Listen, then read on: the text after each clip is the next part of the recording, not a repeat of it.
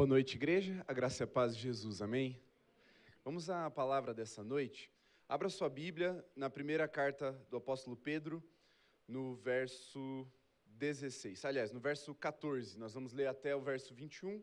Vamos passar pelo verso 16, mas vamos até o 21. 1 Pedro, lá no finalzinho, verso 14. Leitura até o verso 21. Minha versão é NAA, você pode acompanhar pela sua Bíblia, pela projeção. Está escrito assim: como filhos obedientes, não vivam conforme as paixões que vocês tinham anteriormente, quando ainda estavam na ignorância. Pelo contrário, assim como é santo aquele que os chamou, sejam santos vocês também em tudo que fizerem. Porque está escrito: sejam santos, porque eu sou santo. E se vocês invocam como Pai aquele que sem parcialidade julga segundo as obras de cada um, vivam em temor durante o tempo da peregrinação de vocês, sabendo que não foi mediante coisas perecíveis, como prata ou ouro, que vocês foram resgatados da vida inútil que seus pais lhes legaram, mas pelo precioso sangue de Cristo, como de um cordeiro, sem defeito e sem mácula. Ele foi conhecido antes da fundação do mundo, mas foi manifestado nestes últimos tempos em favor de vocês. Por meio dele, vocês creem em Deus, o qual ressuscitou dentre os mortos e lhe deu glória, para que a fé e a esperança de vocês estejam em Deus. Feche seus olhos, vamos orar. Senhor Jesus, nós queremos ouvir a Tua voz, queremos ser ministrados pela Tua palavra, então clamamos que o amado Espírito Santo venha sobre nós mais uma vez como igreja. Abrimos o nosso coração, Senhor, queremos ouvir o que o Senhor tem para as nossas vidas. Baixamos as nossas resistências e te dedicamos toda a nossa atenção, em nome de Jesus. Amém, Senhor. Amém. Muito bem, meus irmãos, a mensagem de hoje: santidade, um direito. Antes disso, eu quero tomar esse primeiro tempo para duas coisas importantes. Primeiro, perguntar quem aqui nos visita pela primeira vez na nossa igreja nessa noite. Temos um irmão lá atrás, temos uma família aqui na frente também. Vocês podem ficar com a mão levantadinha assim, só para alguém da equipe ou o pessoal dar um abraço em vocês, recepcioná-los. Eles vão dar um presentinho. Então o irmão que está ali perto da Letícia, perto do seu Ariel, o pessoal aqui nessa família aqui na frente. Aqui, Sil, na quarta fileira, temos uma família também, 4 presentinhos aqui para eles. Sejam muito bem-vindos à nossa igreja, Deus abençoe a vida de vocês. E a segunda coisa, meus irmãos, por ocasião de uma apresentação de bebês hoje na manhã, a minha esposa aqui também está quase apresentando mais um bebê aí, já estamos, graças a Deus, no último mês da gravidez, me lembrou de uma coisa que desde o ano passado ficou pendente. E eu quero tomar alguns minutos dessa mensagem para trazer essa orientação para a igreja, com muito carinho. Nós, graças a Deus também, temos tido muitas novas crianças nascendo na nossa igreja. Vocês já repararam isso? Agora há pouco no corredor tinha mais elas duas brincaram aqui na frente também, sem contar o nosso Flechas. As mamães que estão amamentando aí no primeiro ano, principalmente, sabem do trânsito que ocorre ali na nossa sala amarela, que é a sala dos bebês e que tem o suporte para amamentação. Nós, pensando em toda essa realidade da igreja, já estamos também nos planejando para fazer algumas adaptações e preparar melhor a igreja para essa quantidade de mamães e bebês que nós temos. Só que, além disso, nós precisamos reconhecer a graça de Deus nisso e, como igreja, ter um certo entendimento sobre essa realidade. Vocês sabem, principalmente quem já teve neném aí há mais tempo, que existe uma certa recomendação da parte dos médicos quanto ao contato dos bebês em contato com as pessoas em lugares em que há bastante movimento. Então, para nós encorajarmos e darmos ainda mais segurança para essas mamães que estão retornando muitas vezes aí de um período de puerpério, pós-parto e a criança sendo recém-vacinada, nós pedimos que os irmãos, com muito carinho, amem essas crianças e essas mamães sem abordar as crianças com toque físico, especialmente em 2 regiões, mãos e rosto. Porque com essa orientação, você vai poder mostrar o seu carinho, mostrar o seu amor ali pela criança, pela família, mas ao mesmo tempo essa família vai se sentir à vontade para estar frequentando os cultos. A gente tem aí perto de uma dezena de bebês com menos de 1 ano de idade já na igreja. E esse ano as coisas estão mostrando que vão aumentar. Então, só para que a igreja tenha essa consciência e as mães e as crianças estejam ali seguras para voltar para o nosso ambiente de culto. E falando em ambiente de culto, preciso orientar também, irmãos, que tenham paciência e alegria. Eu não vou nem falar para você tolerar, porque não é isso, é para você se alegrar mesmo, com muitas vezes o que a gente olha como um tipo de incômodo, mas não é. As crianças adoram ao Senhor do jeitinho delas. E às vezes vai vir um choro, às vezes vai vir um comportamento um pouco menos enquadrado na ordem do culto, e isso não é um problema para nós. Ai de nós sermos aqueles que ouvem de Jesus, deixai vir a mim as criancinhas. Então, que apesar do leve desconforto que isso possa gerar, não sejamos nós aqueles que vão criar constrangimento para as mães. E aqui uma palavra pastoral para as mães. Fiquem à vontade no nosso meio.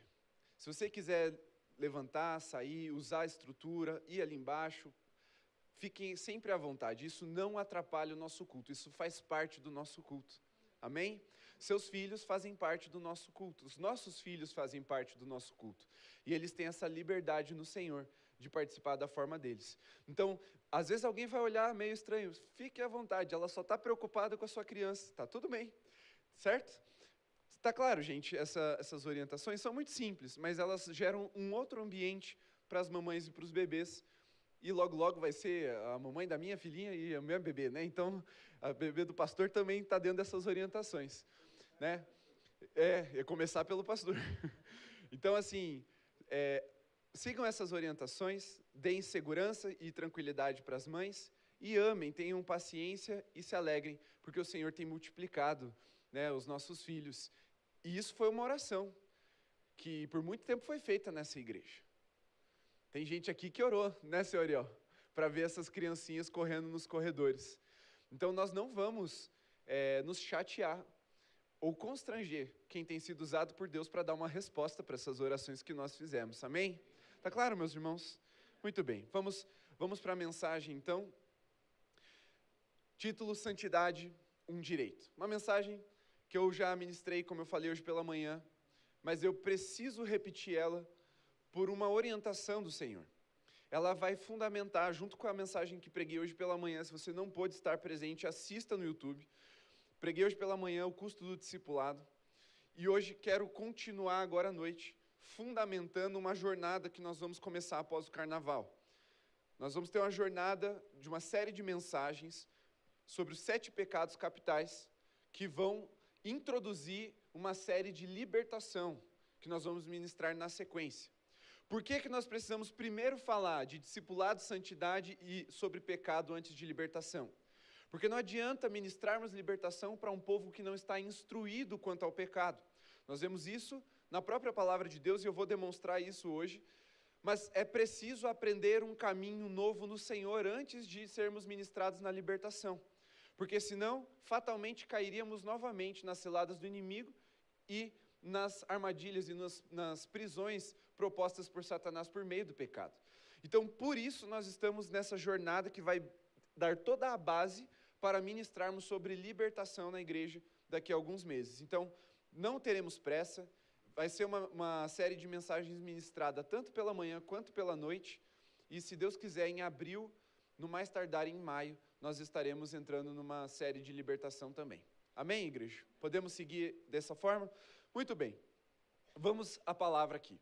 O contexto imediato é escrito pelo apóstolo Pedro, já um pouco mais tarde, no 1º século, e ele invoca para escrever essa introdução da carta dele, da primeira carta dele, um texto que está lá no livro de Levíticos, em que o Senhor instrui acerca da santidade ao seu povo.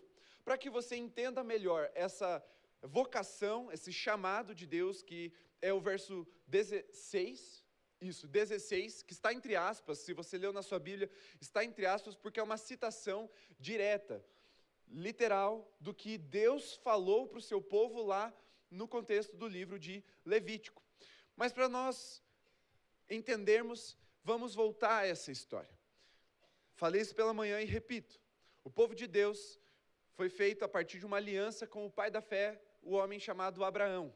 Seus filhos, os patriarcas, Isaac, Jacó, depois chamado por Deus de Israel, deram origem a uma nação que passou a se organizar, ou melhor, a ter números de nação, num contexto de cativeiro, porque José, um dos filhos, o penúltimo filho de Israel, de Jacó, ele foi governador no Egito, e ele, por causa da sabedoria que Deus deu para ele, salva o Egito de um tempo de fome, ele atinge um lugar de governo, ele era a segunda pessoa mais poderosa de todo o Império Egípcio, ficando apenas abaixo do próprio faraó, e ele então traz a sua família para morar no Egito, e eles recebem um tipo de, não é bem uma herança, mas é como se fosse uma liberação. Vocês podem fazer assentamento na terra, se eu não me engano, é na terra de Gósen, uma terra de bastante alagado, ali perto do rio Nilo. E essa família, esse clã, ele assenta-se ali, e ele começa a se multiplicar e a prosperar ali no Egito. E outras etnias acabam se achegando também, só que nessa caminhada, morre José, morre a dinastia de Faraó, que conhecia os feitos de José e sabia por que aquele povo estava lá daquele jeito, dentro das terras do Egito, e surge então um Faraó de coração duro, e ele passa a uma nova, não só um faraó, mas toda uma nova dinastia que passa a escravizar esse povo e todos os outros povos que também tinham se assentado ali no Egito.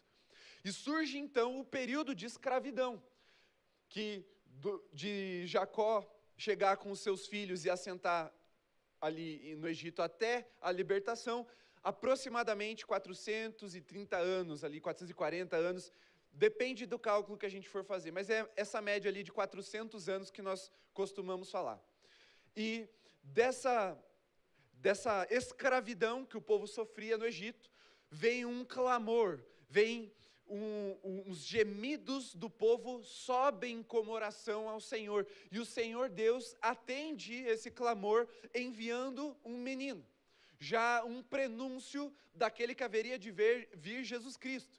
Então, nesse sentido, Moisés, inclusive, já vem como um tipo de Cristo, uma sombra que aponta para algo maior, que é Jesus Cristo, que seria enviado. E um menino é levantado no meio do povo hebreu, no meio de um massacre dos meninos de até 2 anos, ele, de forma muito sábia, ele é preservado por meio ali de um plano que a mãe e a irmã dele fazem. Esse menino é Moisés. Ele então é criado como um filho adotivo da filha de Faraó, e ele cresce sendo educado pelos egípcios, mas ele teve ali aproximadamente uns 5 anos, os 5 primeiros anos da sua vida, sendo amamentado pela sua mãe e criado pela sua mãe como um menino hebreu.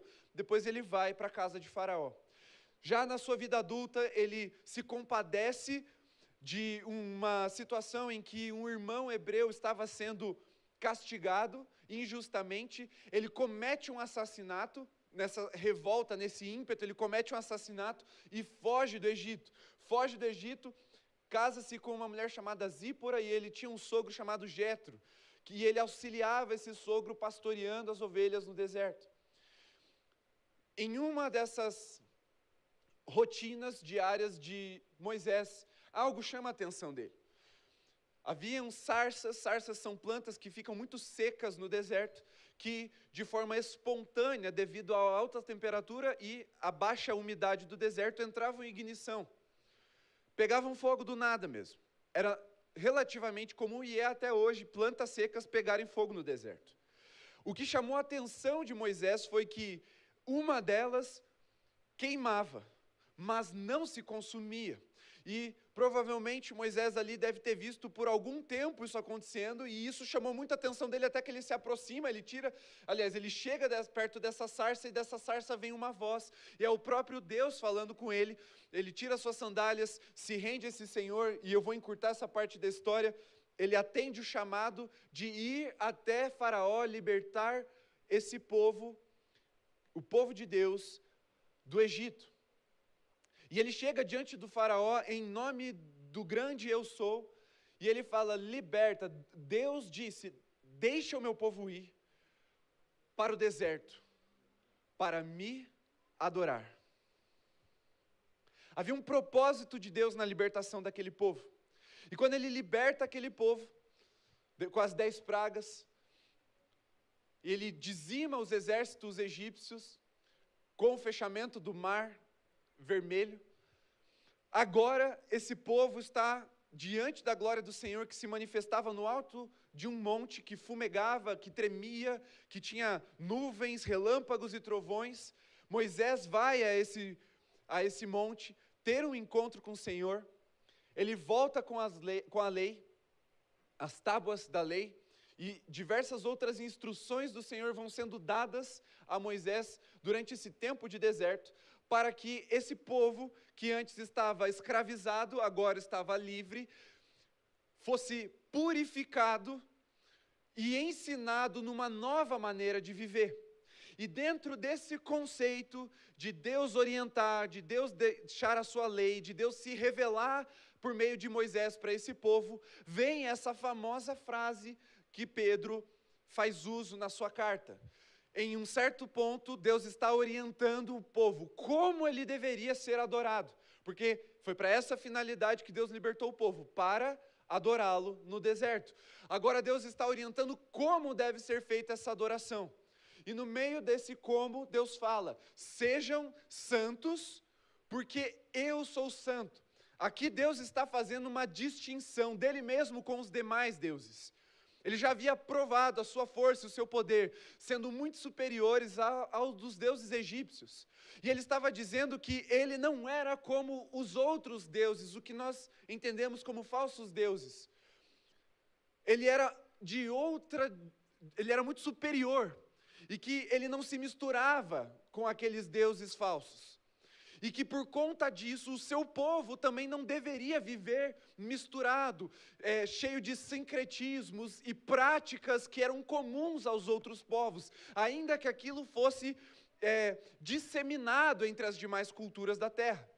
Então, Deus fala para o seu povo, olha para mim, está vendo como eu sou diferente, como eu sou santo, como eu sou santíssimo, eu sou tão separado, e na literalidade da palavra é isso que santo significa, eu sou tão separado, eu quero que vocês, assim como eu, sejam santos também, para que em vocês eu me revele, para que nesse povo a minha santidade seja refletida e revelada para as nações, para que vocês se tornem luz para as nações. Esse era o desejo de Deus para o povo de Israel. Então Deus passa a santificar esse povo. Povo esse de coração duro e ruim, igual eu e você, ao ponto que uma geração inteira teve que passar antes de entrar na terra prometida. Entra a próxima geração, liderado por Josué e Caleb, aqueles 2 espias que tiveram fé para crer que Deus os daria a terra da promessa. E liderados por eles, então, eles passam a estabelecer, a organizar uma nova nação. E aonde é que Pedro se encontra nessa história toda? Ele está trazendo para nós que a boa notícia do Evangelho, que nos salva, nos liberta e nos redime, também é acompanhada de uma proposta de vida. E ao passo em que nós olhamos para esse Deus que é santo e passamos a imitá-lo na pessoa de Cristo Jesus, Ele está nos chamando para uma vida de santidade, uma vida de deixar o pecado, de deixar as velhas práticas para trás e estabelecermos uma vida de imitação de quem Ele é. Veja, não é sejam santos porque o que eu faço é bom, é sejam santos porque eu sou santo. Deus está nos dando uma identidade nele mesmo. Ele está nos chamando de povo santo, povo eleito, sacerdócio real, propriedade exclusiva e adquirida pelo sangue de Jesus. Há na igreja uma estrelinha, um asterisco que destaca esse povo chamado corpo de Cristo, a igreja aqui na terra, dos demais povos. Nós não somos donos de nós mesmos, nós temos um Deus que nos comprou por precioso sangue, por alto preço. E por causa disso, nós somos chamados a olhar para Ele e a imitá-lo. Só que quando falamos de santidade, a primeira pergunta que a gente precisa fazer é: o que é santidade? Porque se a gente só traduz a palavra e fala que é ser separado, isso traz às vezes mais confusão do que esclarecimento. A gente precisa entender o que é santidade. E isso foi revelado também ali no contexto de Levíticos. Deus estava, como eu disse para vocês, revelando qual era a sua vontade para como Ele deveria ser adorado.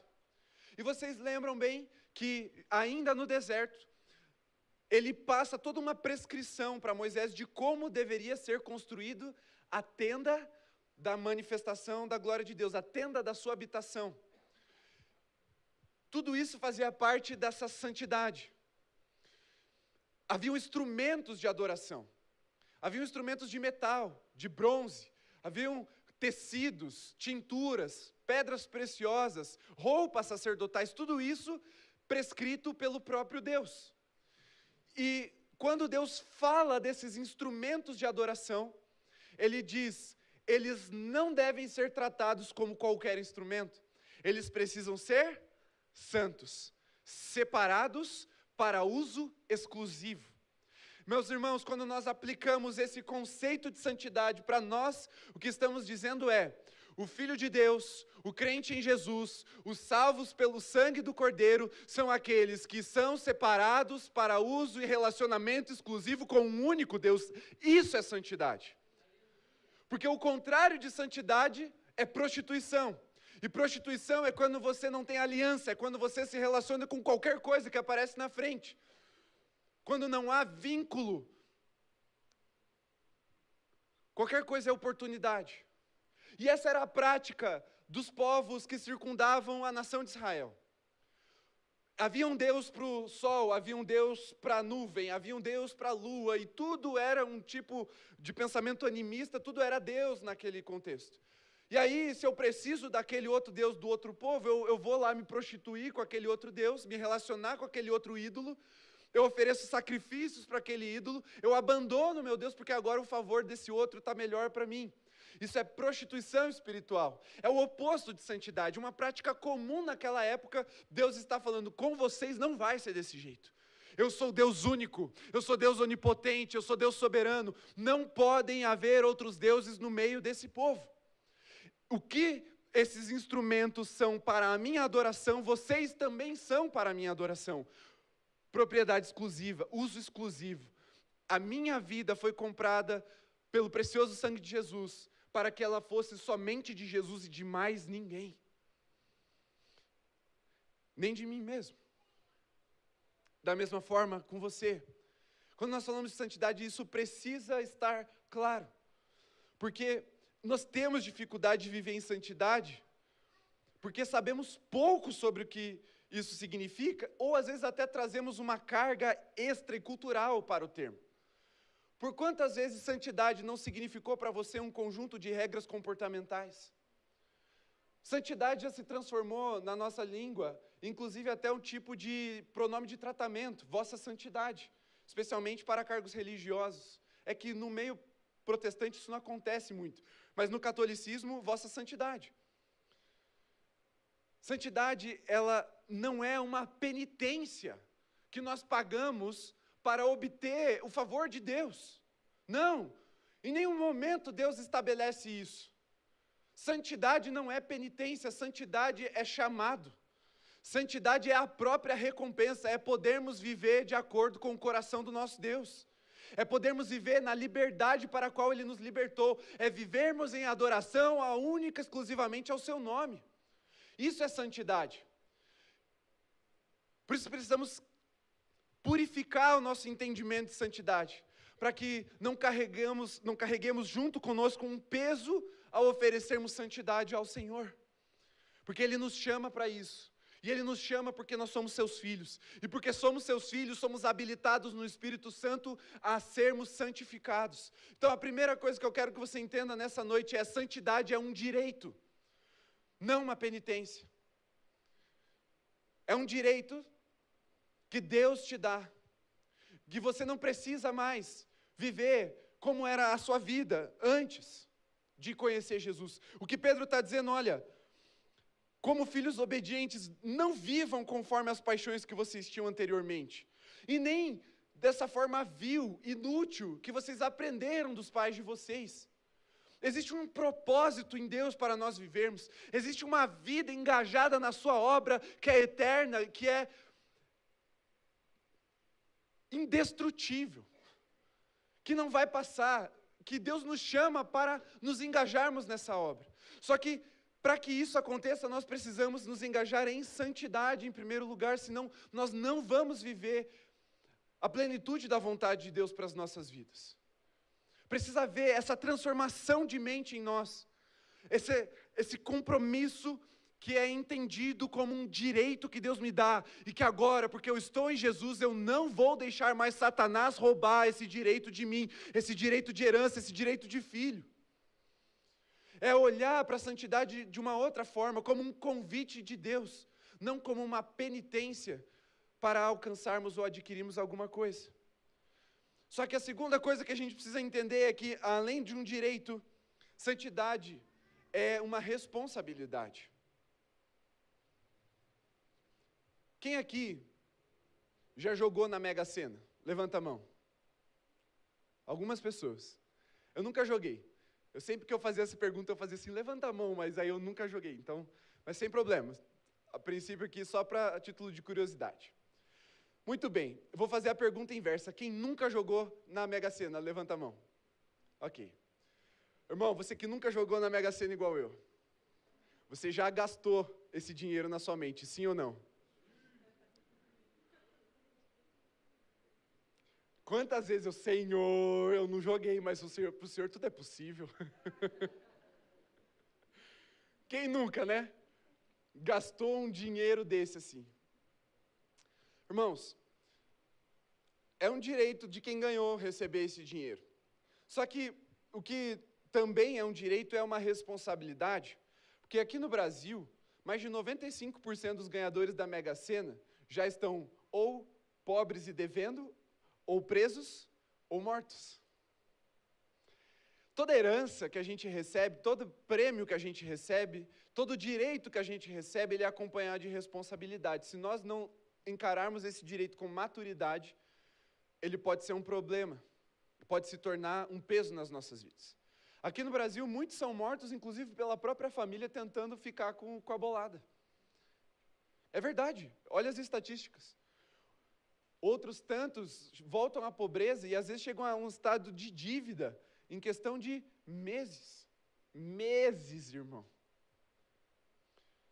Outros se envolvem em coisas tão banais e fúteis, desperdiçam, que acabam presos. A santidade, ela é um direito que Deus nos dá, mas que também vem com uma responsabilidade, há uma expectativa de responsabilidade sobre a nossa santidade. Deus espera que nós recebamos sim como um direito, mas como uma responsabilidade também. As pessoas ao nosso redor esperam isso de nós. Ou você nunca foi cutucado, provocado, por ser crente, falando assim, nossa, mas você que é crente fazendo isso? Até eu, irmão, sendo pastor, já ouvi isso.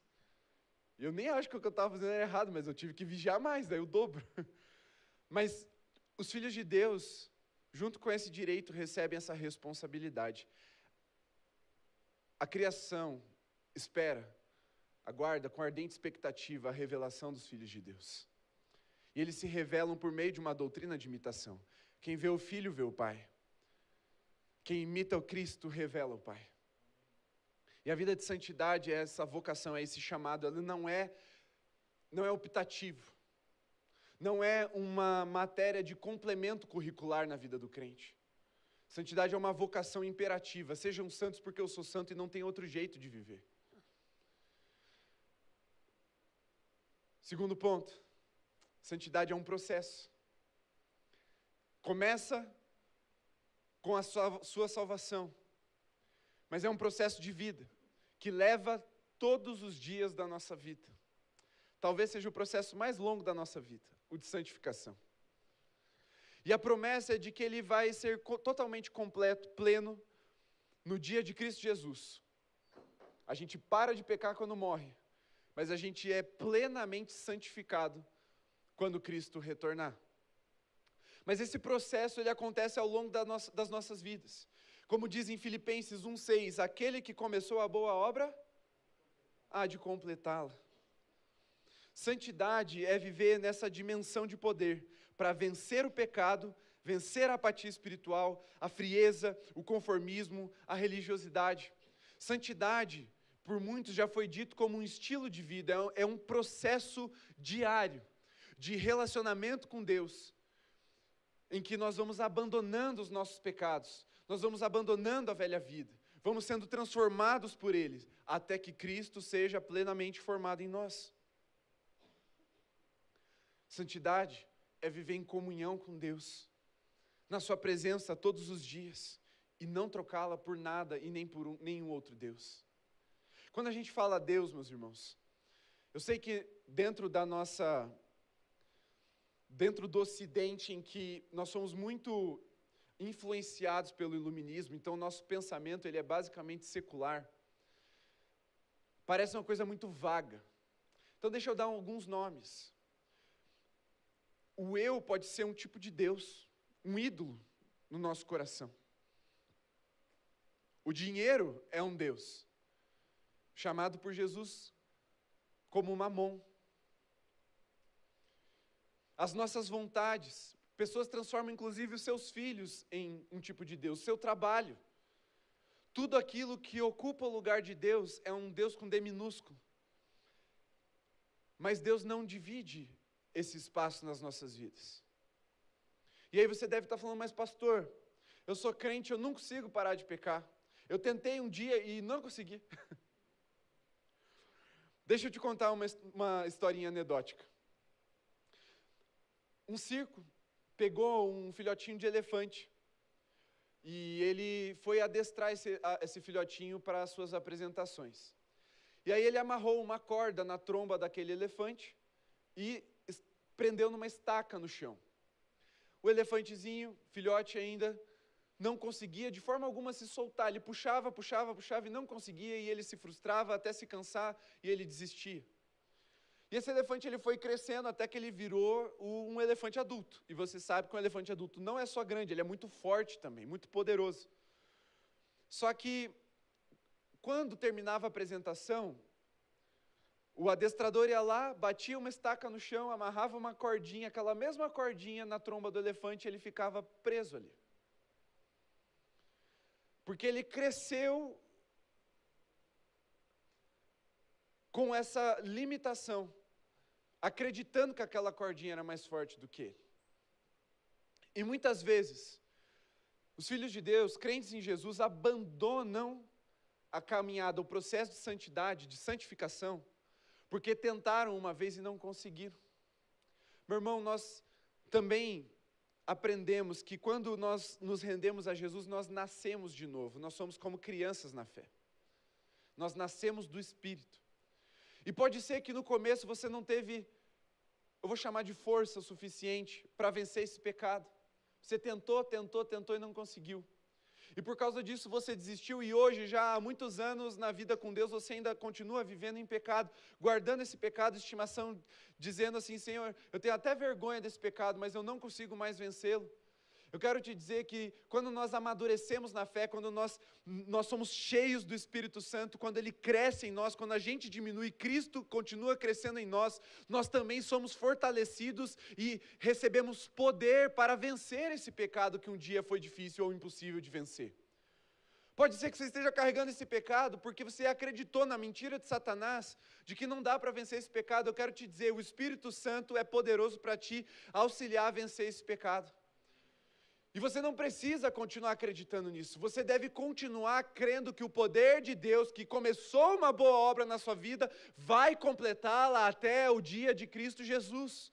Creia no processo de santificação, porque é o Espírito Santo que realiza isso em nós. Nós só precisamos continuar deixando-nos encher do Espírito, como o apóstolo Paulo fala lá em Efésios 5. Deixem-se encher do Espírito, E vocês vão ver os efeitos disso na sua vida com Deus. É assim que a gente vence esse pecado. Os discípulos eram tudo testa dura. Viveram 3 anos ao lado de Jesus e quando na hora do vamos ver, todo mundo saiu correndo. Covardes, pecadores. Mas o Espírito Santo veio, os encheu. E na situação seguinte, Pedro se levanta e começa a pregar. Os discípulos que antes fugiram com medo, agora cheios do Espírito Santo, estão prontos para darem as suas vidas pela pregação do Evangelho.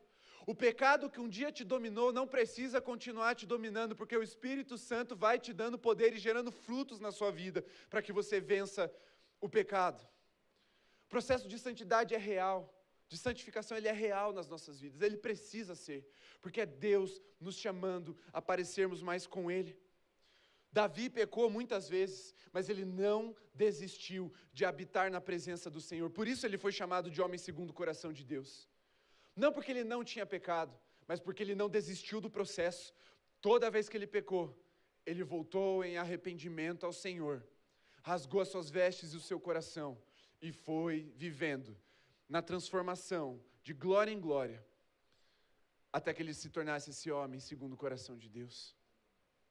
Por isso, já que é um processo, eu preciso que você entenda uma coisa, meu irmão.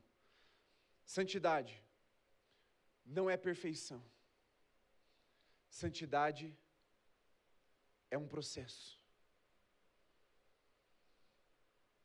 É você olhar para ontem e dizer assim: Senhor, eu abandonei um pouquinho mais o meu pecado.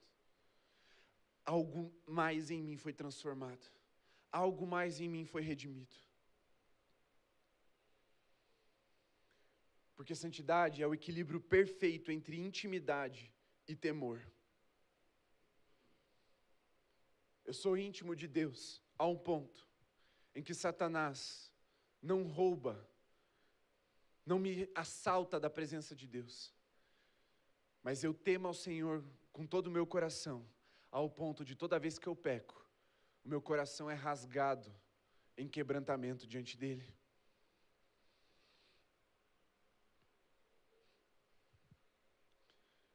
Para a gente fechar,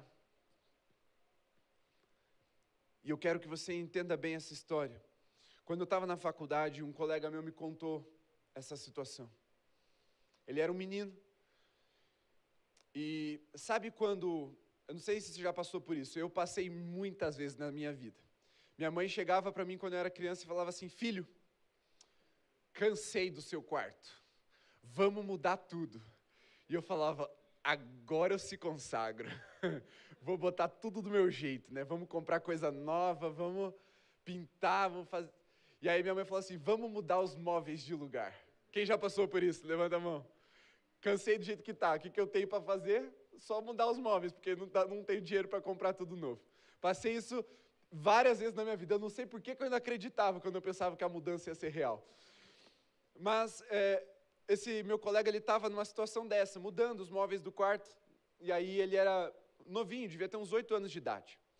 E aí ele foi tentar empurrar uma cômoda, daquelas bem pesadas, gaveteiras, assim, sabe? E ele não estava conseguindo, e o pai dele viu a situação, e ele se escorou na parede, cruzou assim a perna, cruzou o braço, ficou olhando para ele.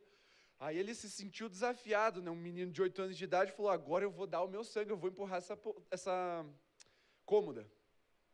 E ele foi e se esforçou, e empurrou, e fechou a cara, ele grita, falou assim: eu vou conseguir. E ele não conseguia mover, não moveu 1 centímetro, nem tirou do lugar. E aí ele virou para o pai dele e falou assim: pai, eu não consigo. Aí o pai dele virou e falou assim: consegue sim. Aí, o pai, eu já fiz toda a minha força. Dele não fez. Aí ele, sem entender, cansado já, virou e falou assim: então vou tentar de novo. E foi e nada, não mexeu 1 centímetro. Ele falou: pai, não consigo, eu fiz toda a minha força. E o pai dele falou assim: não fez. Sabe por que você não fez, filho? Porque você não me pediu ajuda. Toda a sua força é a gente fazer junto. Vamos lá, agora sim, com toda a sua força. E aí os dois empurraram a cômoda. Na vida com Deus, nesse processo de santidade, é da mesma forma. Às vezes a gente está tentando tanto pela força do nosso braço vencer algumas coisas. A gente estabelece métodos, e tudo isso é bom, tá? Pode fazer, não tem problema. Mas a gente esquece do mais importante, de pedir que o Senhor nos auxilie a vencer esses desafios que para nós parecem impossíveis. Sabe o que eu quero te dizer, meu irmão? Que você ainda não fez toda a sua força nesse processo de santificação, porque talvez você ainda não pediu a ajuda de Deus. E não pediu que o Espírito Santo te enchesse e te desse poder para vencer esse pecado. Toda a sua força não é o que você pode fazer carnalmente, humanamente. Toda a sua força é quando você pede ajuda dos céus, e os céus conspiram a seu favor para que você consiga vencer. Quando foi a última vez que diante de um pecado, você falou, Senhor, eu não estou conseguindo, me ajuda a vencer? Quando foi a última vez que você clamou que o Espírito Santo enchesse a sua vida para que você vencesse? Porque santidade não é perfeição, mas é progresso. É progresso. Um dia melhor que o outro. É progresso. Só que para progredirmos a gente precisa do amado Espírito Santo. Fique em pé aí no seu lugar.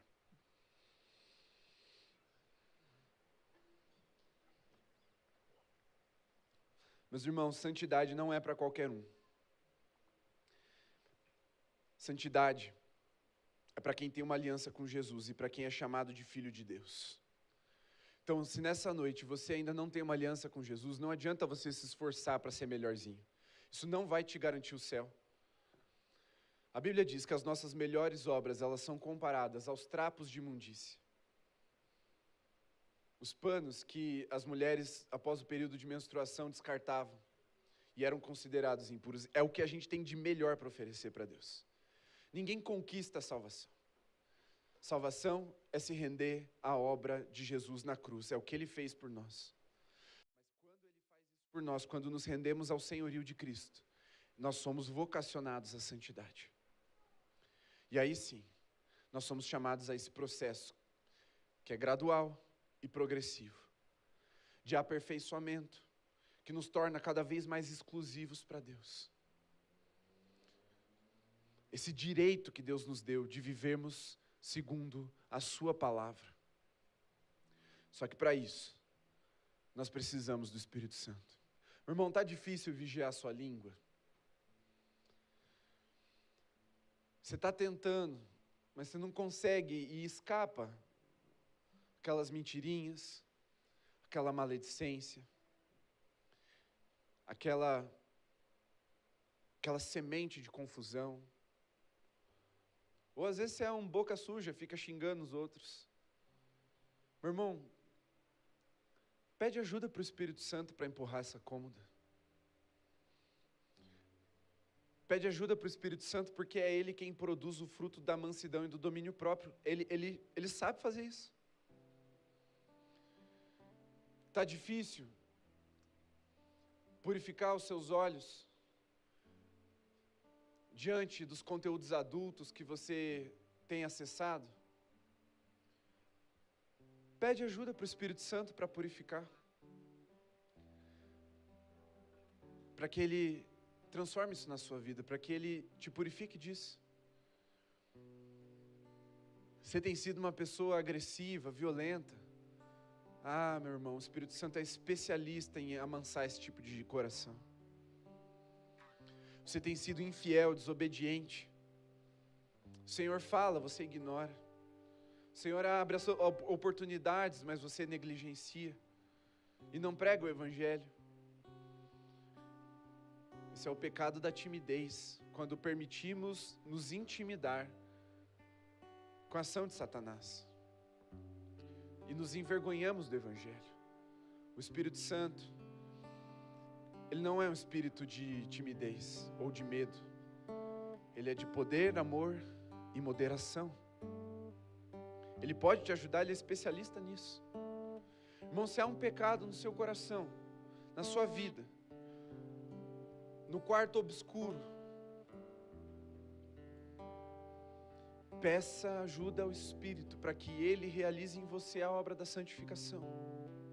Porque esse é um direito que Deus te deu, meu irmão.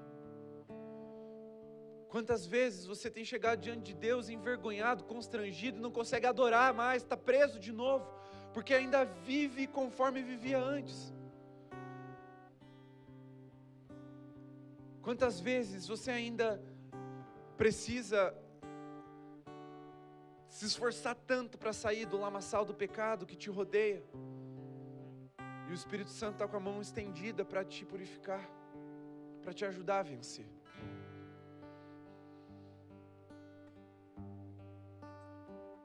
Deus nos liberta, Deus nos redime, Deus nos restaura, Deus nos fortalece, Deus nos habilita.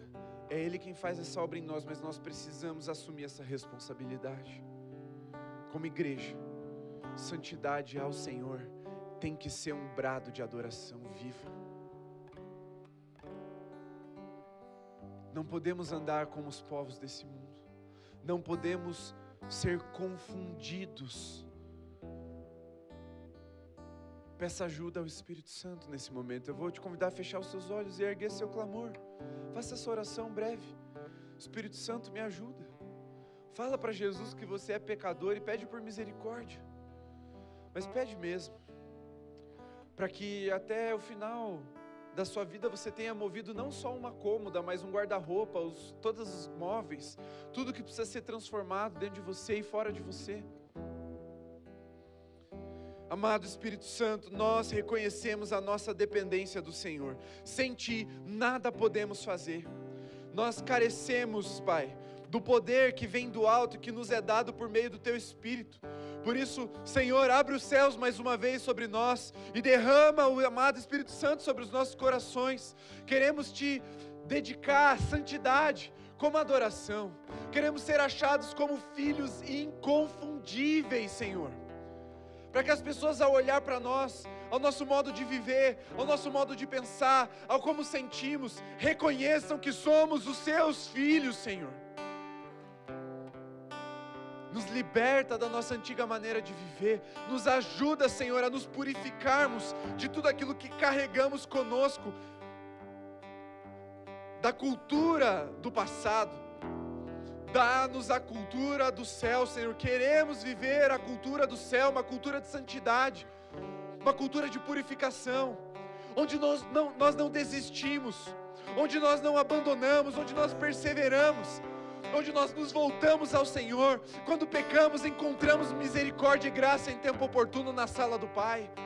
Mas ensina-nos a rasgar o nosso coração, Senhor. Ensina-nos a temê-lo na Sua santidade. Mas, Senhor, nos mantém no lugar de intimidade, Senhor. Não permita que Satanás nos assalte das Tuas mãos e da Tua presença, Senhor. Não queremos ser tirados do lugar da intimidade de filhos. Abençoa-nos, Senhor. Toca-nos como igreja e nos leva a viver a Tua santa vontade. Em nome de Jesus. Amém, Senhor. Amém.